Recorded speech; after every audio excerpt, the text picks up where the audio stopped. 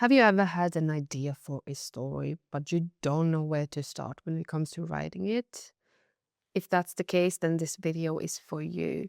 Today, I'm going to walk you through each and every single step of the 7 plot point system and tell you how to use it. So stick around to the end because at the end, I'm going to show you the fact that you don't just plan the story according to the plot points in the structure. You actually have to do it in a reverse kind of order for it to make the most impact for the reader. And this is one of my favorite story structure techniques. I use it for almost all of my books. And no, you don't have to plan each and every single scene of your book. The key point with this sort of way of planning it is the fact that you get to understand where your story begins, where it's going to end, and what changes in the middle that will get it from the start to the finish line. And you will also understand how your character gets pushed from the person they once were to the person they're supposed to become. Hello, my name is Natalie. I'm an author and a growth marketer, and on this channel, I share videos about writing, productivity, marketing, and how to build a sustainable author career in the long run. Today, I'm walking you through the 7 plot point system.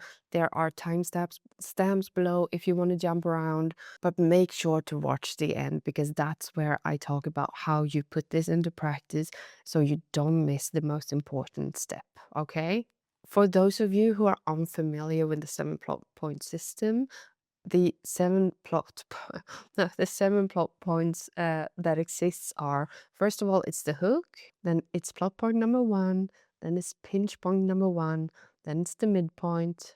After that, we have pinch point number 2, plot point number 2, and the resolution. And this is everything, all of the plot points in your story. What is the 7 plot point story structure? The 7 plot point story structure is a way of organizing your story around 7 major turning points.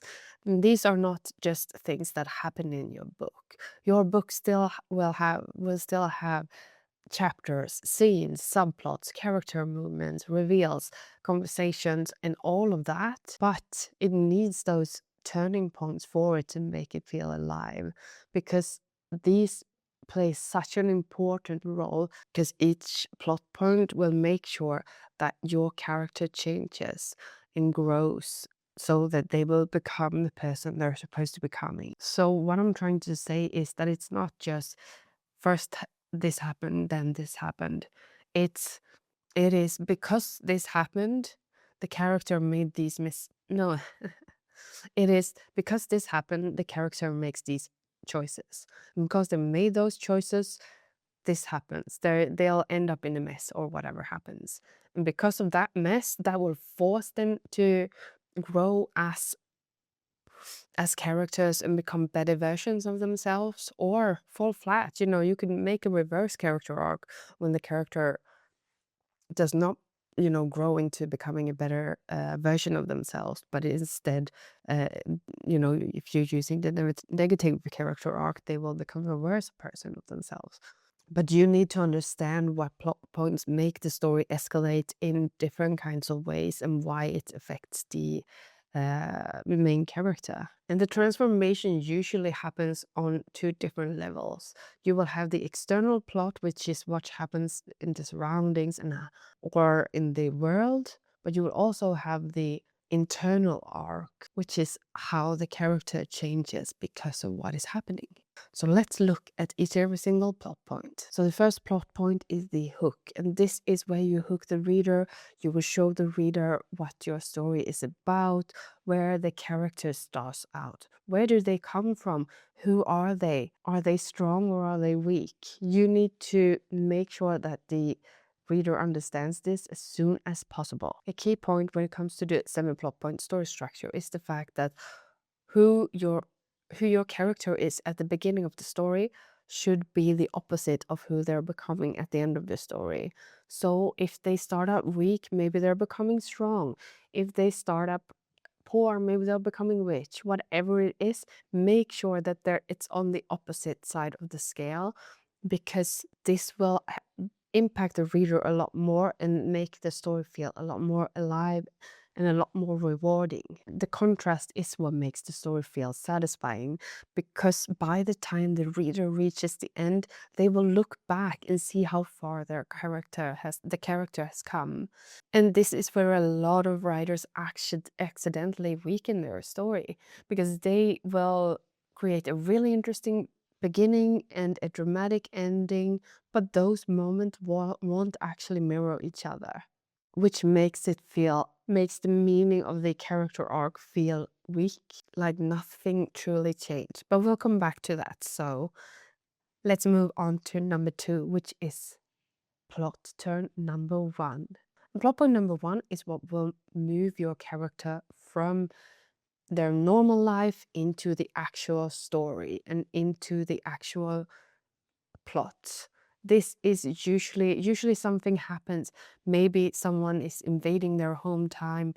Maybe it's the call to adventure. Something forces them to go out of their comfort zone and leave it because they need to do something. In a romance, it could be the fact that their previous relationship ends. In a romance, it might be the fact that your old relationship ends. Or in a mystery, it might be when they discover the body. Wherever it is, plot point number 1 will push your character into the central conflict of the story. This does not always mean, though, that the character wants to go. Sometimes they're very resistant and they don't want to do it, but something happens that forces them to do it anyways. The key in plot turn number 1 is that it should create some sort of movement. Your character cannot simply stay the way they were before. After that, we have pinch point number 1. And this is where the pressure increases. It's where you will get some sort of sense of what the actual conflict is or who the villain is. If plot number 1 opens the door to the story, pinch point number 1 reminds us what the danger of the story is, or the difficulties, or what sort of emotional cost is at stake. This is often where the antagonist or the opposition becomes visible. And when I say the antagonist, it doesn't necessarily mean the villain, but it could be something else, like a rival, a government, a monster, whatever it is. It should be visible by this point. And for the reader, this is a reminder that whatever the characters are going through, it's not going to be easy. It's going to push them to the limit, and it's going to make them have to work to get out of it alive. Now we're at the midpoint. This is probably the most important part, where a lot of people make the mistake of just, I don't know, making it saggy and boring. And it's so easy to do that. But if you plan your story and if you plan what your character will go through, that will make sure that it's not saggy and boring, okay? And one thing that usually changes in the middle is the fact that before the midpoint, the character will usually just react to things happening around them. But at the midpoint, this is when something internal finally clicks and they realize that they need to take charge and actually start doing things themselves. So there is an internal change here, which will like make them go from reacting to actually acting, to actually wanting to solve the mystery, to actually wanting to do the thing they're supposed to do, becoming the characters they're supposed to be becoming. And this decision that they make is so important. For the ending to feel rewarding, we need to make sure that like these minor changes has happened throughout the way, so that it's actually plausible that they've made these changes. And the thing is, a strong midpoint often makes the second half of the book feel a lot more urgent than the first, because now your character is not just reacting to the plot, they're driving it themselves. Next up, we have pinch point number 2.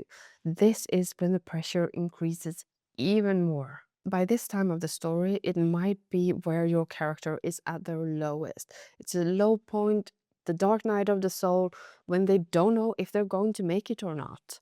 Make us as readers feel the pressure on the character, because the pressure is so important for them to actually make the transformation to becoming what they're supposed to become. This is Also, when the character will change from their old ways because they realize they're not working anymore. Pinch point 2 is very often when the character is Pinch point number 2 is often where the character is forced to confront the cost of not making the internal change. This is the moment when that asks, what happens if I keep on clinging to my old beliefs? What happens if I make the same mistake? What happens if I'm not strong enough, if I'm not smart enough, if I'm not able to finish the quest that I'm on? And at this point, like, as the reader, you should feel like everything's hanging in the loose. You're not sure if the characters can actually solve the problem that they're facing. And plot point number 2 is the moment when the story moves from disaster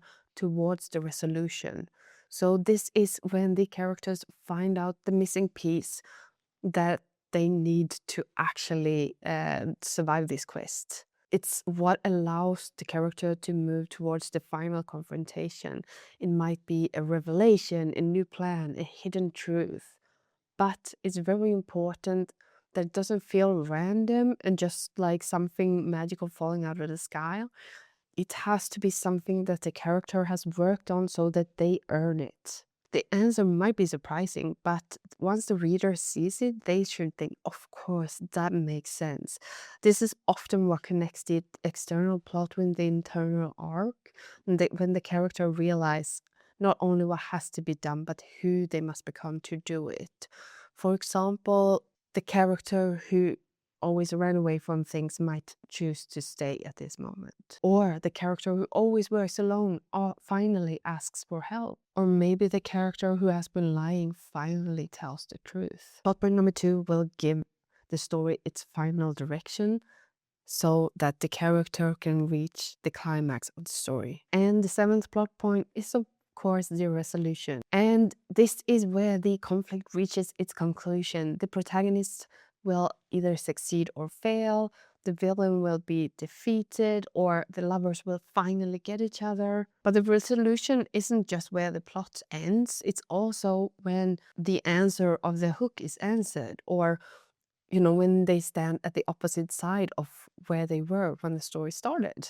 This contrast will give the reader an emotional satisfaction, so try to make sure that there is some contrast here. And now that we've gone through all of the plot point and 7 plot point system, I'm going to tell you how you can use it and how you should be using it when you're planning your story. Because no, you shouldn't just move from top to bottom here. There is another way, which is way better. So when I start planning a book, I usually think about where I want it to end up. What is the resolution I'm going for? Where is the story going? Because once I have a resolution, I know where the story will start and how I can make sure that it's the opposite side of each other. Start out by planning the hook and the resolution. And what you can ask yourself is, by the end of the story, what has changed? Who has my character become?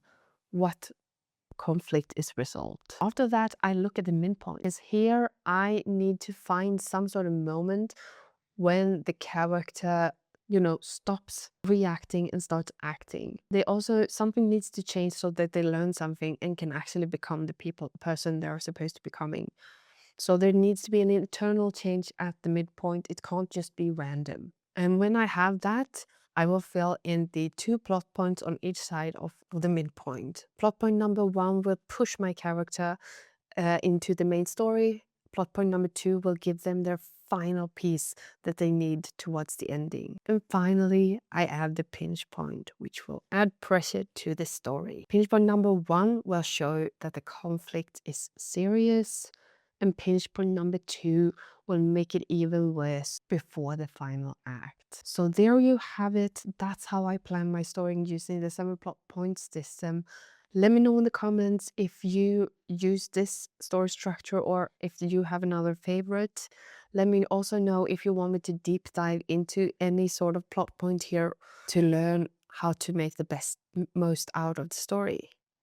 Thank you for watching. I will talk to you soon. Bye.